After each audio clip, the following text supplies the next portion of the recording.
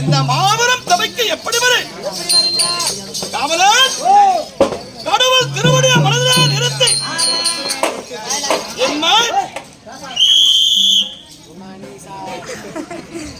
கடவுள் திருவடியை மனதில் நிறுத்தி எம்மை அருமை நன்மையை உணர்த்தி மலை ஆறு ஆடு யானை என்கின்ற சதுங்கத்தை வகுத்து கங்கை யமுனை சரஸ்வதி நர்மதா கோதாவரி துங்கபத்ரா கிருஷ்ணா என்று சொல்லப்பட்டு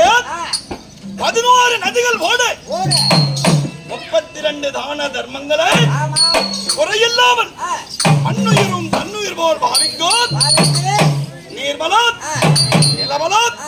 குடிவளம் இந்த 3 வளமும் குன்றாதே ஸ்ரீ சொக்கநாத கடவுள் மீனாம்பியின் கிருபாகரத்திற்கினார் கட்டறிந்த கனது அனுமான்கள் கருணையாலும் முக்தான மொழிமாதர் முன்னாடே எல்லை மொழிமாதர் ஆலமேந்தே வளம் குன்றா வயலனங்கள் வானோங்கே கடலொலிவார் இருபுறமும் படைநெருங்கே 700 வண்டினங்கள் கீதம் பாட